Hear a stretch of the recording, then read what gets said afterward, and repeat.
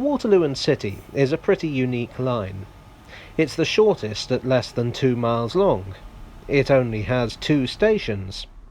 It doesn't run on Sundays. For nearly a century, it wasn't even on the tube map. What gives? Well, for that, you need to know a bit about Waterloo Station.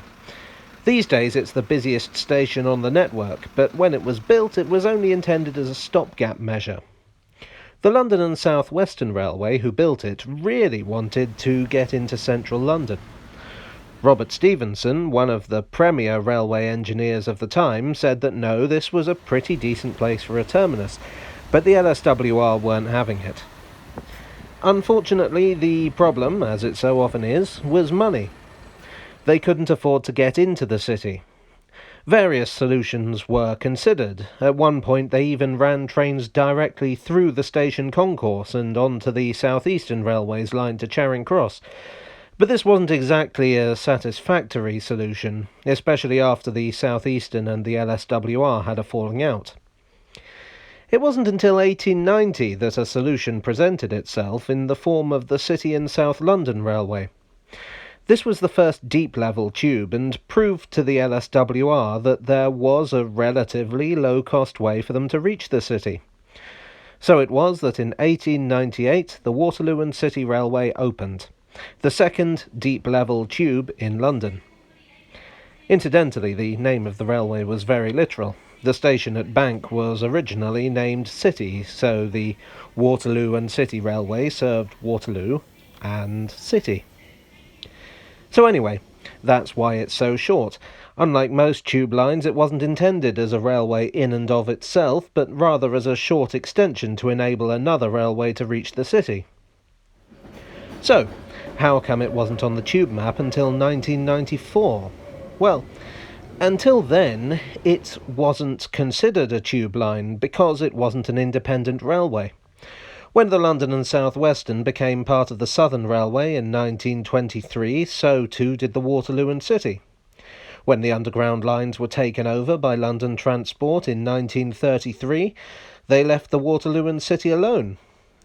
Even in 1948, when both the railways and London Transport were nationalised, this oddity remained. Something that was, to all intents and purposes, a tube line, was operated as a branch of British Rail. This resulted in some rather unusual practices. For one thing, the line had its own custom-built trains rather than simply using adapted underground stock, as is the case now.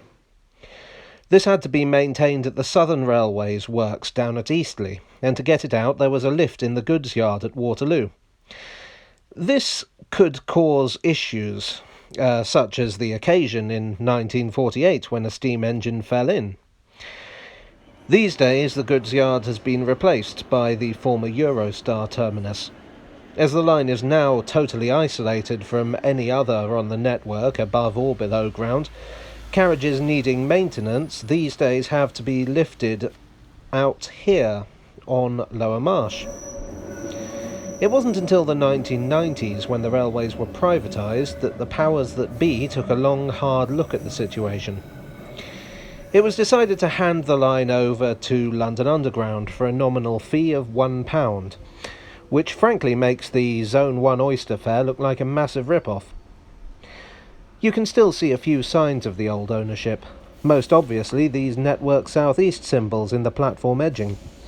Network South East was the sector in charge of this and other suburban railway lines in the London area. Incidentally, you can also see some of their corporate identity on the Northern City Line. See my video on that line for more details. So, after nearly 96 years of operation, the Waterloo and City Line finally took its rightful place on the Underground. A strange line, a unique line, but at last, a tube line. Hi all. Hope you enjoyed this unmapped episode of Tales from the Tube. If you did, please leave a like, share if you want, subscribe if you like. What do you think? Do you like the Waterloo and City Line, or do you shun it for its weirdness?